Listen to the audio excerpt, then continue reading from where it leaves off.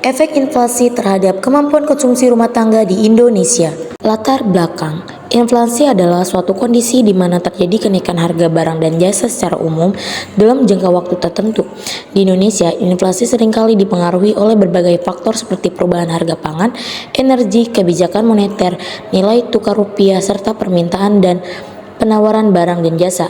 Inflasi dapat memberikan dampak yang signifikan terhadap perekonomian, terutama pada sektor rumah tangga. Di sini ada analisis pastel. Yang pertama yaitu politik ketidakpuasan publik. Kenaikan harga barang dan jasa seringkali menimbulkan ketidakpuasan di kalangan masyarakat, khususnya bagi kalangan kelas menengah ke bawah. Dan yang kedua ada ketegangan sosial. Kenaikan harga yang disebabkan oleh inflasi juga dapat melemahkan ketenaga kerjaan. Selanjutnya ekonomi. Penurunan daya beli inflasi yang menyebabkan harga barang dan jasa meningkat, langsung menurunkan daya beli rumah tangga. Yang kedua ada pengurangan konsumsi barang non pokok. Untuk menyeimbangkan pengeluaran yang meningkat, rumah tangga seringkali terpaksa mengurangi konsumsi barang.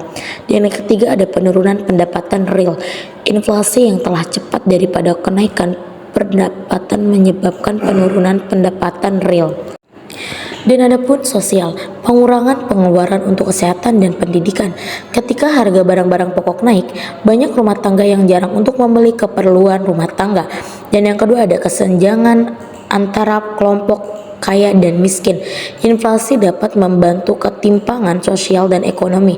Rumah tangga dengan penghasilan rendah atau tetap akan memaksakan dampak inflasi lebih besar. Dan ada juga teknologi. Peningkatan harga produk teknologi. Inflasi menyebabkan kenaikan harga barang dan jasa termasuk produk teknologi seperti ponsel, laptop, televisi, dan perangkat rumah tangga berbasis teknologi.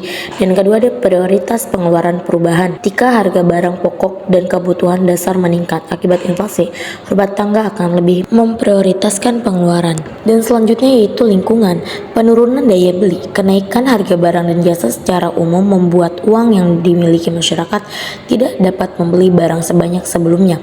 Dan itu ada pergeseran prioritas. Ketika harga kebutuhan pokok naik, masyarakat cenderung mengutamakan kepenuhan kebutuhan dasar seperti makanan dan energi, sehingga mengurangi pengeluaran untuk barang-barang yang dianggap kurang esensial, termasuk produk ramah lingkungan. Dan yang terakhir ada hukum.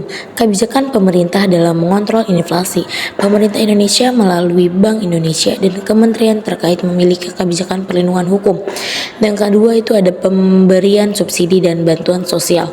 Pemerintah juga sering memberikan bantuan kepada masyarakat. Dan di sini ada kesimpulan. Secara keseluruhan, inflasi yang tinggi berpotensi merugikan kemampuan konsumsi rumah tangga di Indonesia, dengan dampak yang lebih besar dirasakan oleh kelompok masyarakat berpendapatan rendah dan menengah.